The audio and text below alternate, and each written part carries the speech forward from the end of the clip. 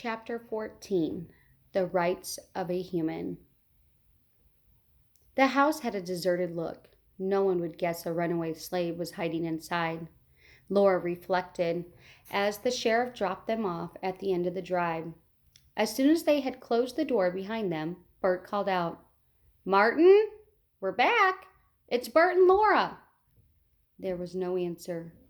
At once the thought flashed through Laura's mind, "He's gone. The slave catchers came while we were away and found him." Bert took the stairs 2 at a time, shouting, "Martin, you hear me?" Laura lifted her long skirt and hurried after him as she approached her room.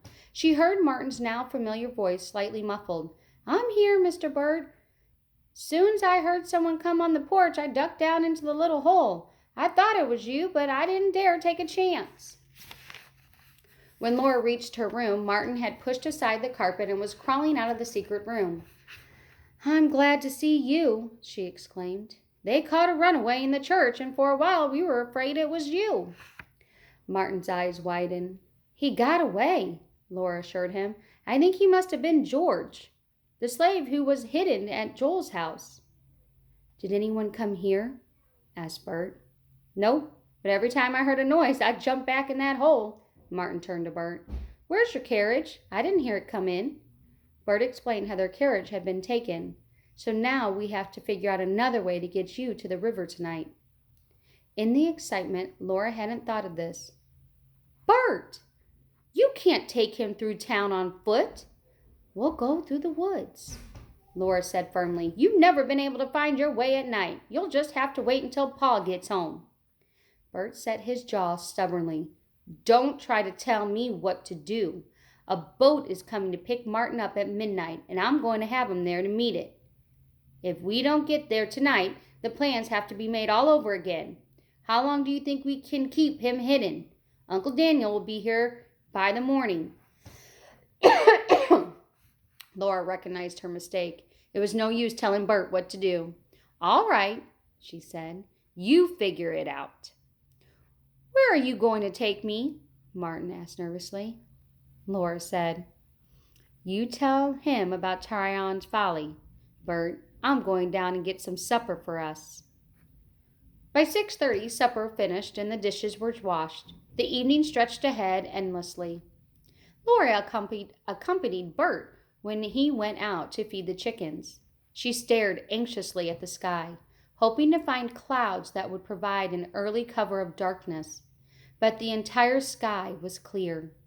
The quarter moon looked ready and able to light up the land for hours. Bert noticed his sister looking at the sky. "Don't get your hopes up," he said. "The moon doesn't set until 10:30 tonight. I looked in the almanac to be sure. I don't dare take Martin out until after it goes down, even if it isn't a full moon. It gives more light than I want tonight." All three gathered in Laura's room to be near Martin's hiding place. Bert closed the inside shutters so any watchful eye would be unable to see 3 figures walking about where there should have been only 2. Martin seated himself on the floor beside the lamp table to read a well-worn paper Bert had given him. Laura noticed the masthead Frederick Douglass paper. "What's that?" she asked. "It's an abolitionist paper," Bert answered. "You know, against slavery. It used to be called the North Star because slaves followed the North Star to freedom. It's put out by a man who used to be a slave, Frederick Douglass." Laura stared at him. "You mean the editor is a black man?" Bert smiled. "He is. And what's more, I've seen him." Martin looked up with the odd expression. "You've seen Mr. Douglass?" "I stood as close to him as I am to you right now. He came to Lockport to give a talk. He's handsome, big, with a head of hair like a lion." Laura was stunned. In the South, even suggestion that a black man could write and run a newspaper would be unthinkable. "Let me see that for a second, Martin." Bert held out his hand for the paper. He studied it until he found what he wanted. "Here it is. Pa showed this to me. He says that in a few words this tells the whole story of what he believes in. Listen," Bert read aloud. "I know of no rights of race superior to the rights of humanity." "Did Frederick Douglass write that?" Laura asked. Bert nodded. Laura thought a moment. "It's true, isn't it?" she exclaimed. A person should have the rights of a human being, no matter what color he is. That's the meaning, isn't it?" "I think so," said Bert. "Or maybe that being white doesn't give us the right to take away a black person's human rights." "Only, what are the rights of a human being?" Laura asked thoughtfully. "To be free," said Martin. "And to be treated with respect," Laura added. Bert suggested, "Life, liberty, and the pursuit of happiness, as the Declaration of Independence says." "Have I been asleep for 4 years?" Laura wondered. She asked herself why she hadn't thought about such things before. Uncle Jim and Aunt Ruth and their friends seemed to think it was natural and right that blacks should be slaves. And she had accepted their attitude without questioning it. The clock on the stairs boomed 7 times, more than 3 hours before Bert and Martin could leave. "Maybe you two should get some rest," Laura suggested. "I'll stay on watch."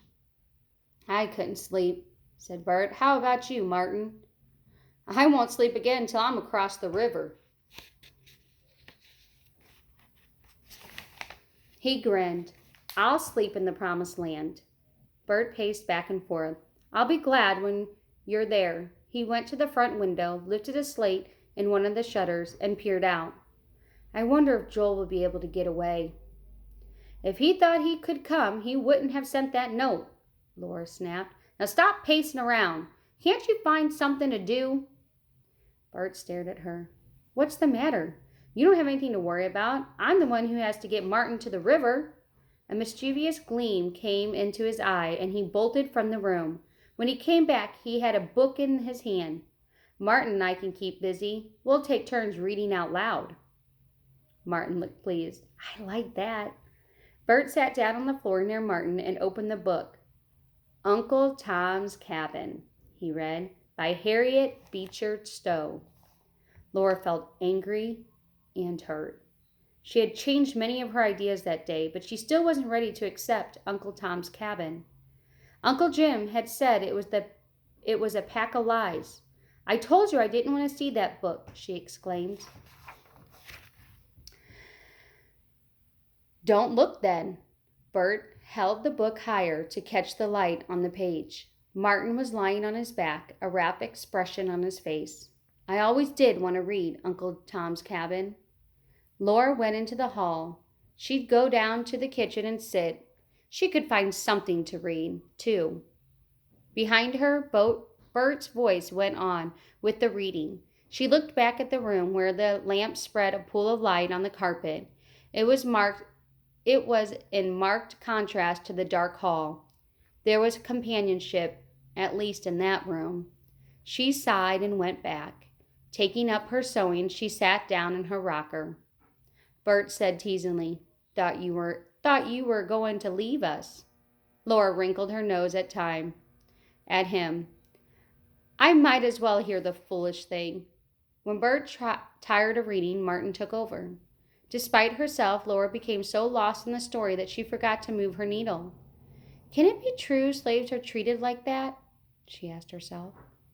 Then she remembered Martin's scars and things she hadn't paid attention to when she was living with her aunt and uncle. Frightened black faces, hurried whispers. Now Martin had reached the part where Uncle Tom was sold down south.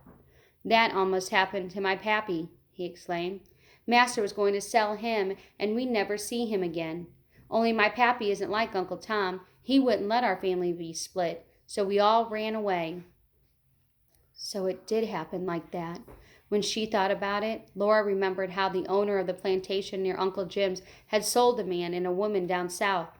He kept their children and had one of the other slaves take them in. Martin was an uneven reader. Often he had to stop to ask Bert how to pronounce a word. Laura finally became impatient. "Here, let me read for a while," she said. She pulled her chair close to the lamp table. The clock chimed and Laura stopped reading to count the strokes. 9 o'clock. She was amazed. The time was going much faster, almost too fast. She read on. 50 or 20 minutes later, Martin jumped up from the floor and whispered excitedly, "Somebody's coming." Laura closed the book, keeping the place with her finger. In the silence, she heard voices outside. Footfalls sounded on the front steps. She knew at once it wasn't Pa or Abby and Uncle Daniel. It was too soon for them. And besides, they would come to the back door. Laura felt her heart leap with fear. Who could be coming at this hour at night?